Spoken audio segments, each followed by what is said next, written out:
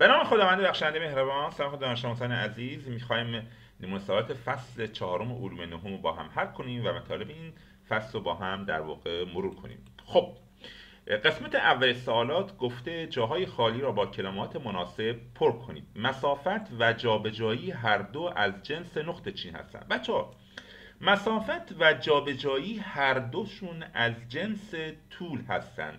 پس بنابراین میشه طول. جواب میشه طول.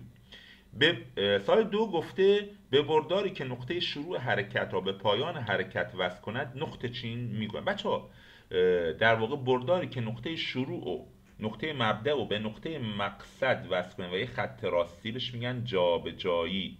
پس جوابمون چی میشه بچه ها؟ جابجایی. پس جواب میشه جابجایی.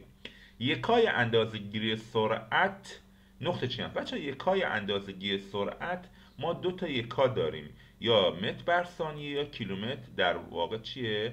بر ساعته. پس یکای اندازه‌گیری سرعت یا متر بر ثانیه است یا کیلومتر بر ساعت. فرقی نمیکنه، دوتاشون در واقع یکاهای اندازه‌گیری سرعت هستن. یکای اندازه‌گیری تندی هم هستن بچه ها، متر بر ثانیه و کیلومتر بر ساعت. هر دوتاشون در واقع هم یکای اندازه‌گیری سرعت و هم یکای اندازه‌گیری تندی هستن. متر بر مربع ثانیه یا متر بر مجذور ثانیه فرق نمیکنه. متر بر مربع ثانیه یکای کمیتی به نام چیه؟ شتابه. بچه‌ها، متر بر مربع ثانیه یا متر بر مجذور ثانیه یکای واحد اندازه‌گیری چیه؟ شتاب. یکا همون بچه‌ها واحده، فرقی نمیکنه. مسافتی که یک متحرک در یک ثانیه طی می‌کند نقطه چین آن متحرک است. مسافتی که یک متحرک در مدت یک ثانیه طی می‌کند بچه‌ها تندی بهش میگن. تندی لحظه‌ای، تندی در همون لحظه. خب بچه‌ها، درست یا نادرست بودن هر یک از عبارت‌های زیر رو می‌خوایم مشخص کنیم. مسافت طی شده همیشه از مقدار جابجایی بیشتر. بچه‌ها، مسافت طی شده، مسافت چیه؟ مسافت ممکنه خط چی باشه؟ در واقع خط راستی نباشه، اما جابجایی همیشه چیه؟ همیشه یک خط راسته. آیا این که همیشه مسافت طی شده از جابجایی بیشتره؟ نه، همیشه این شکل نیست. بعضی وقتا مساویت. وقتی که مسافت و جابجایی هر دوشون به خط راست باشن پس با همش هم مساوی، پس همیشه با هم برابر نیستن. این نوع اگه میگفت آقا مسافت طی شده همیشه از جابجایی بیشتر یا مساوی است درست در میاد، اما چون گفته بیشتر است پس نادرسته. سال 7 گفته هرگاه متحرکی حرکت شتابدار داشته باشد سرعتش یک نواخته. بچه سرعت یک نواخت یعنی چی؟ سرعت یک نواخت یعنی سرعتی که در واقع سرعتش عوض نشه. این یک نواخت مثلا با 20 کیلومتر همیشه با 20 کیلومتر حرکت کنه. خب حرکت شتابدار چیه؟ حرکت شتابدار حرکتی که مدام داره سرعتش افزایش پیدا میکنه. پس حرکت شتابدار حرکت یک نواخت نیست. در حرکت یک نواخت شتاب بچه ها صفره، پس این هم نادرسته.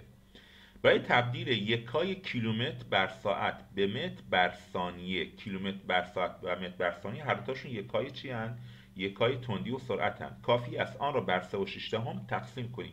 بله، کاملا درسته. برای تبدیل کیلومتر بر ساعت به متر بر ثانیه اونو تقسیم بر 3.6 میکنیم. تقسیم بر چندش میکنیم؟ 3.6 میکنیم که کاملا درسته. نیرو عامل افزایش یا کاهش سرعت است. بچه‌ها، نیرو یکی از عوامل افزایش یا کاهش سرعت است. وقتی ما هم سرعت افزایش بدیم باید نیرو اضافه کنیم، وقتی ما هم سرعت رو کم کنیم باید باز هم نیرو وارد کنیم تا سرعت کم بشه. پس درسته.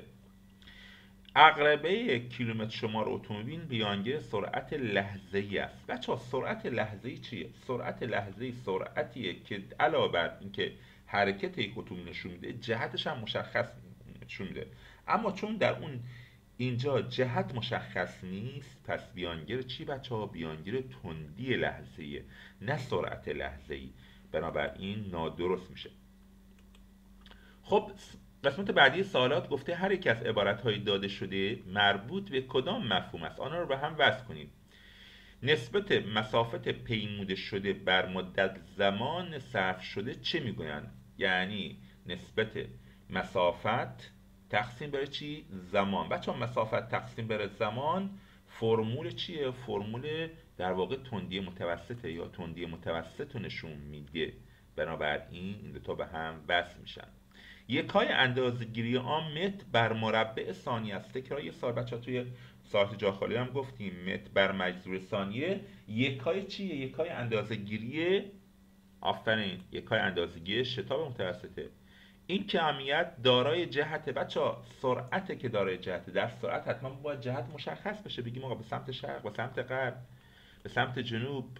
بنابراین سرعت باید مشخص باشه.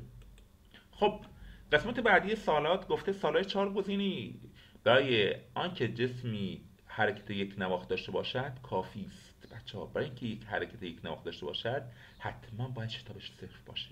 پس شتاب آن باید بچه‌ها صفر باشه. کدام جمله در تفسیر و مقایسه شتاب حرکت دو خودرو صحیح است؟ خودرو با شتاب بیشتر در زمان بیشتری سرعت آن از 0 به 100 میرسه. بچه وقتی شتابش بیشتر باشه در زمان کمتری سرعتش به 100 میرسه. یعنی 0 تا 100 خودرو بچه یکی از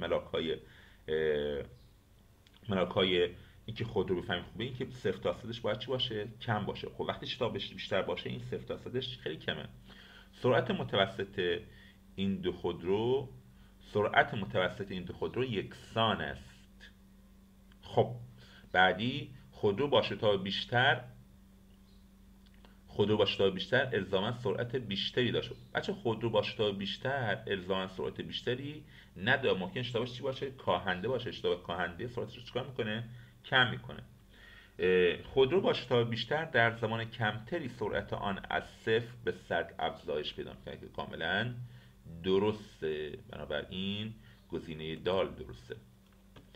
عقربه، وقتی که به عقربه کیلومتر شمار اتومبیل نگاه میکنیم کدام گزینه را مشاهده میکنیم؟ اینو در سال قبلی گفتم توی اینا.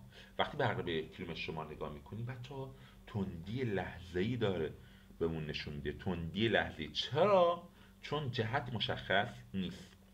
اتومبیلی مسافت 1000 کیلومتری را در مدت 10 ساعت طی میکند. تندی متوسط چند کیلومتر بر ساعت؟ کافیه بچه‌ها 1000 رو تقسیم بر 10 کنیم چقدر میشه بچه‌ها؟ میشه 100. پس میشه 100 کیلومتر بر ساعت. وقتی سرعت یک هواپیما در حال زیاد شدن است در این حالت میگوییم شتابش بچه‌ها در حال زیاد شدن، یعنی شتاب در حال افزایشه. پس شتابش چی میشه؟ شتابش افزایشی میشه. خب تندی متوسط، به پرسش‌های زیر می‌خوایم پاسخ کوتاه بدین. تندی متوسط اولین بار توسط کدام دانشمند محاسبه شد؟ بچه‌ها گالیله تو کتابتون نوشته. گالیله در واقع اولین شخصی که در واقع تندی متوسط رو مطرح کرد. در حرکت یک نواخت مقدار شتاب بچه‌ها چنده؟ در حرکت یک نواخت همیشه شتاب صفره. بچه‌ها یکی از ویژگی‌های حرکت یک نواخت که شتابش چنده؟ شتابش صفره. اینو فراموش نکنید بچه‌ها، شتابش صفره. قایقران برای آنکه به یکدیگر برخورد نکنند چه چیزی در مورد قایق‌ها یکدیگر را باید بدانند؟ بچه‌ها هم باید مقدار تندیشون هم جهتشون. حالا تندی که جهت داشته باشه بهش میگن سرعت. بچه‌ها سرعت متوسطشون باید بلد باشن چون هم جهت مشخصه هم میزان حرکتشون.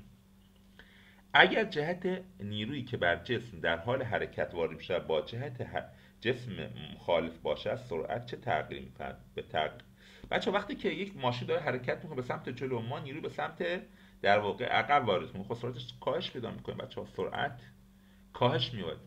به تغییر سرعت در واحد زمان، به تغییرات سرعت در واحد زمان تعریف بچه‌ها چیه؟ شتابه. تغییرات سرعت در واحد زمان تعریف چیه؟ تعریف شتابه. خب پرسش‌های زیر پاسخ کوتاه دهید. گفته یاسمن برای رسیدن از نقطه A به نقطه B در واقع که مصرش داشته در شکل زیر طی کرده است. اگر 20 ثانیه طول بکشه که از A به B برسد چند تا سال از اون پرسیده مقدار جابجایی او چند متر؟ مثلا جابجایی چیه؟ تعریفش کردیم در سالهای قبلی، تعریفش کردیم گفتیم جابجایی در واقع بردار مستقیمی بین مبدأ و مقصد. پس ما یه بردار مستقیم بین مبدأ و مقصد میکشیم. این میشه چی؟ این میشه جابجایی. حالا وقتی اینجا 4 متر، اینجا هم قطعا 4 متر، پس جابجاییمون چقدر میشه؟ جابجایی میشه 4 متر. مسافت طی شده توسط یاسمن چند متر است؟ بچه‌ها مسافت طی شده مجموع طول‌ها، اینجا 8 متر، اینجا 4 متر، اینجا هم 8 متر. اینا رو با هم جمع کنیم مسافت طی شده حساب میشه. 8 به اضافه 4 به اضافه 8 چقدر میشه بچه‌ها؟ میشه 20 متر. پس اینجا میشه 20 متر. سرعت متوسط یاسمن چند متر بر ثانیه است؟ بچه‌ها سرعت متوسط، اول فرمول سرعت متوسط می‌نویسیم. سرعت متوسط فرمولش چی بچه‌ها؟ سرعت متوسط مساوی با جابجایی تقسیم بر زمان. خب جابجایی چقدره؟ 4. جایگزین می‌کنیم سرعت متوسط جابجایی 4، به جای جابجایی می‌نویسیم 4، به جای زمان بچه‌ها گفته 20، پس به جای زمان می‌نویسیم 20 و در واقع تقسیمش می‌کنیم چه میشه؟ چقدر بچه‌ها؟ میشه 2 متر بر ثانیه. 2 متر بر ثانیه. چاش واحد میشد متر بر ثانیه؟ چون جابجایی متر بود و زمانمون ثانیه بود، پس میشه واحد سرعت میشه متر بر ثانیه. خب سال 25 گفته قطار تهران مشهد مسافت 240 کیلومتری را با تندی 60 کیلومتر بر ساعت میپیماند. مدت زمان حرکت آن را به دست بیارید. بچه‌ها اولین کار فرمول تندی می‌نویسیم. این با تندی متوسط مسافت طی شده تقسیم بر چی؟ تقسیم بر زمان. جایگزین می‌کنیم. تندیمون چقدره؟ 240. بخش تندیمون 60 می‌نویسیمش. مسافت طی شده 240 می‌نویسیمش. زمان نداریم. خب یه مخرج یک اینجا می‌گذاریم، طرف مسته می‌کنیم. زمان ضرب در 60 1 ضرب در 240. پس 1 ضرب 240 میشه 240 مساوی با زمان ضرب در 60. خب وقتی که ما زمانی بخوایم، ضریب زمان باید بره چی؟ یک معادله ریاضیه بچه‌ها. ضریب زمان باید بره چی؟ بره مخرج. پس زمان مساوی میشه با 240 تقسیم بر 60. چقدر میشه بچه‌ها؟ 4 ثانیه. 4 ثانیه. بخشی 4 ساعت چنده؟ 4 ساعت. 4 ساعت. من درست کنم ساعتشو. خب 4 ساعت که من به اشتباه ثانیه گفتم. سال 26 گفته اتومبیلی از حالت سکون به حرکت در میاد و در مدت 10 ثانیه سرعت آن به 20 متر در جهت شرق میرسد. شتاب متوسط این اتومبیل را حساب. بچه شتاب متوسط فرمولش چیه؟ اول فرمولش ما بنویسیم. فرمول شتاب متوسط میشه تغییرات سرعت تقسیم بر زمان. تغییرات سرعت تقسیم بر زمان. تغییرات سرعت تقسیم بر زمان. تغییرات سرعت بچه‌ها یعنی چی؟ من اینجا بگم تغییرات سرعت یعنی سرعت ثانویه منهای سرعت اولیه میکنیم. سرعت ثانویه منهای سرعت اولیه میکنیم. خب تغییرات سرعت ثانویه چنده؟ از حالت سکون، یعنی سرعت اولیه اون 0، سرعت ثانیه اون چنده؟ 20. وقتی میگه از حالت سکون یعنی سرعت اولیه‌اش چنده؟ 0. خب پس 20 منهای 0 میکنیم چقدر میشه؟ میشه 20 متر بر ثانیه. حالا این 20 متر بر ثانیه به جای تغییرات سرعت میذاریم. پس شتاب متوسط مساوی با تغییرات سرعت به دست آوردیم 20. زمان بچه‌ها چقدر؟ در زمان 10 ثانیه. 10 چقدر میشه بچه‌ها؟ میشه 2 متر بر مجذور ثانیه. 2 متر بر مربع ثانیه. واحد چیه؟ واحد شتاب متوسط. خب سال 27 گفته اتومبیلی مسافت 288 کیلومتری را در مدت 4 ساعت طی می‌کند. تندی متوسط این اتومبیل چند کیلومتر و چند متر بر ثانیه است؟ خب اتومبیلی در واقع مسافت 288 کیلومتری را مسافت تندی می‌نویسیم. تندی متوسط مساوی با مسافت طی شده تقسیم بر زمان. خب جایگزین می‌کنیم بچه‌ها. تندی متوسط 288 مسافت طی شده تقسیم بر 4 ساعت چقدر در میاد بچه‌ها؟ 72 کیلومتر بر ساعت. 72 کیلومتر بر ساعت. آیا مسئله تموم شد؟ خیر. گفته چند متر بر ثانیه.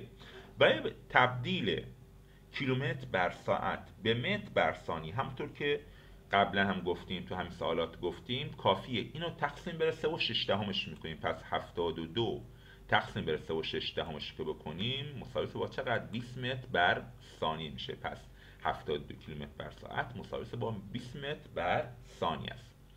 خب سوال بعدی 28 گفته مشخص کنید که هر یک از توضیحات داده شده مربوط به تندی است یا سرعت. جهت دارد بچه‌ها، جهت دارد، سرعته که جهت داره، پس سرعت خط راست حرکت میکنه بچه‌ها. چون خط راست جابجاییه، پس در فرمول سرعت جابجایی ما میگذاریم، اما در فرمول تندی ما مسافه طی شده میگذاریم، پس میشه سرعت. تغییرات آن در واحد زمان شتاب نام دارد بچه. تغییرات سرعت در واحد زمان شتاب نام دارد، پس بازم میشه چی؟ سرعت. سال 29 گفته 50 متر بر ثانیه چند کیلومتر بر ساعت است؟ برعکس بالای کیلومتر بر ساعت به اون داده، متر بر ثانیه از اون خواسته. اینجا 50 متر بر ثانیه داده، گفته چند کیلومتر. و تبدیل 50 متر بر ثانیه بچه ها به کیلومتر بر ساعت برعکس اونجا تقسیم کردیم، اینجا ضرب میکنیم بچه ها. اگر متر بر ثانیه رو ضرب بده 3.6 کنیم کیلومتر بر ساعت به دست میاد. پس 50 و ضرب 3.6 میکنیم، چقدر میشه؟ میشه 180 کیلومتر بر ساعت، پس مساوی با 180 کیلومتر بر ساعت. سال سی گفته موتور سواری در مسیر مستقیم از سکون شروع به حرکت می کند. موتور سواری در مسیر مستقیم از حالت سکون. بچه حالت سکون یعنی چی؟ یعنی صفر. حالت سکون یعنی چقدر بچه؟ صفر. یعنی از حالت صفر شروع به حرکت می کند و پس از 5 ثانیه سرعت آن به 54 کیلومتر بر ساعت می رسد. شتاب متوسط آن موتور سوار چند متر بر مربع ثانیه؟ بچه‌ها یه نکته مهم این که برای اینکه ما شتاب به دست بیاریم حتما سرعتمون بچه‌ها باید متر بر ثانیه باشه. پس اول تغییرات سرعت به دست میاریم. برای شتاب ما تغییرات سرعت به دست میاریم. تغییرات سرعت میشه سرعت ثانیه منهای سرعت اولیه. خب سرعت ثانیه‌مون 54 کیلومتر، سرعت ثانیه‌مون چقدر؟ صفر. پس 54 منهای صفر میکنیم میشه چقدر؟ 54 کیلومتر بر ساعت. این 54 کیلومتر بر ساعت ما نمیتونیم بذاریم داخل فرمول شتاب. بچه حواستون باشه در مسئله شتاب حتما باید سرعت بر حسب متر بر ثانیه باشه. همچین اشتباهی نکنید این بذاریم داخل فرمول شتاب و وقت هر چی زحمت کشیدید در واقع به باد فنا میره. پس اولین کار بچه‌ها چیکار میکنیم؟ 54 کیلومتر رو تبدیل میکنیم به متر بر ثانیه. چیکار میکنیم؟ تقسیم بر 3.6 میکنیم. تقسیم بر 3.6 کنیم چقدر میشه بچه‌ها؟ میشه 15 متر بر ثانیه. حالا که 15 متر بر ثانیه بردیم فرمول شتاب می‌نویسیم. شتاب مساوی با تغییرات سرعت که 15 متر بر ثانیه است به دست آوردیم، جایگزین میکنیم. شتاب متوسط میشه 15 تقسیم بر 5 چیه بچه‌ها؟ سرعت زمانون. بچه‌ها یه نکته، زمان هم حتما بر ثانیه باشه بچه‌ها. اگر اینجا زمان بر ساعت داده بود حتما باید تبدیلش میکردیم بر حسب چی؟ ثانیه. در شتاب متوسط یه بار دیگه تاکید میکنم چون خیلی مهمه، چون خیلی از بچه‌ها همچین اشتباهی مرتکب میشن. در شتاب متوسط تغییرات سرعت حتما متر بر ثانیه باید باشه و زمان حتما باید بر حسب ثانیه باشه. خیلی مهمه. تقسیم میکنیم چقدر میشه بچه‌ها؟ میشه 3 متر بر مجذور ثانیه، 3 متر بر مربع ثانیه.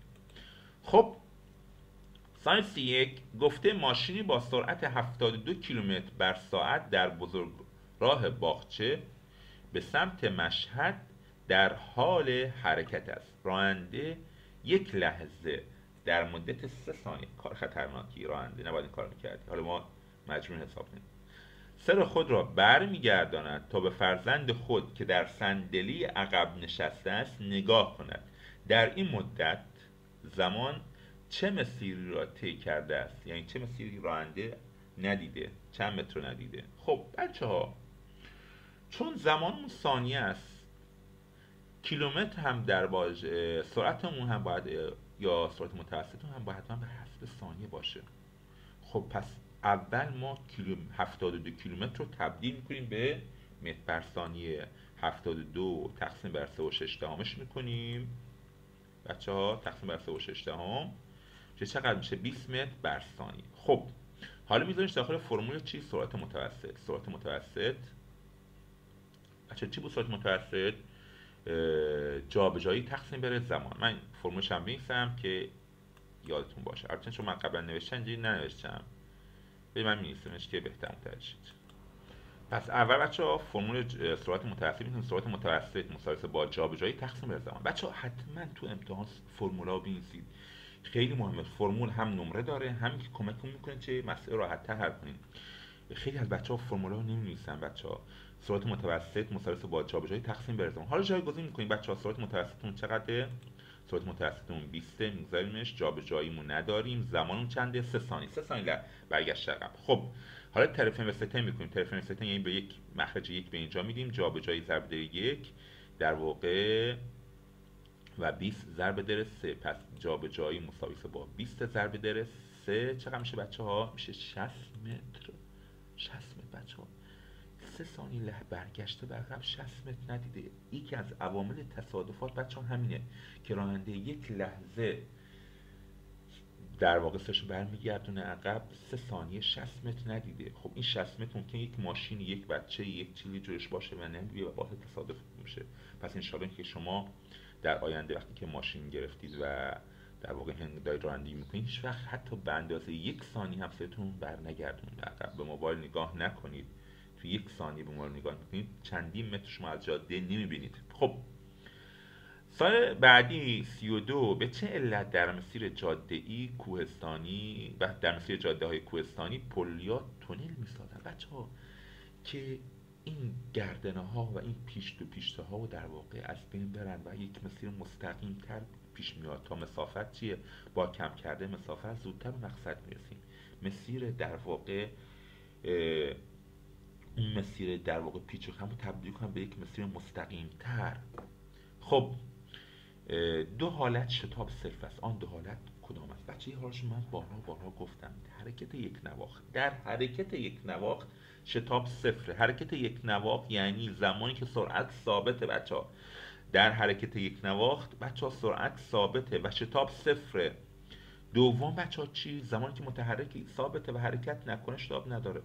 تفاوت تندی لحظه‌ای با سرعت لحظه‌ای بچه‌ها، در تندی جهت مشخص نیست ولی در سرعت جهت مشخصه. این خیلی مهمه، خیلی مهم بچه‌ها. شباهت مسافت و جابجایی بچه‌ها هر دوتاشون از جنس طول هستن و یکای هر دوتاشون یکیه. هر دوتاشون متر بر ثانیه و بخش هر دوتاشون واحدشون چیه؟ مترن یا کیلومترن یا سانتی مترن یا میلیمترن. بنابراین هر دوتاشون یکیه. خب امیدوارم بچه‌ها از این سوالات استفاده لازم رو برده باشید. بچه‌ها ما برای فصل 1 تا فصل 15 همچین سوالاتی طراحی کردیم. علاوه بر این سوالات نوبت اول، نوبت دوم و توضیح هر فصل به صورت جداگانه در کانال ما وجوده. فقط کافیه کانال ما رو در واقع عضو بشید و وارد قسمت علوم نهم بشید، یا هر فصل یا هر نمونه سوالاتی خاصی بنویسید. نمونه سوال فصل مثلا 15 یا فصل 9 در واقع جابر کاظمی توی گوگل با شما میاد. خب امیدوارم که از این سوالات استفاده لازم رو برید. موفق و پیروز و مؤید باشید. خداحافظ همگی شما.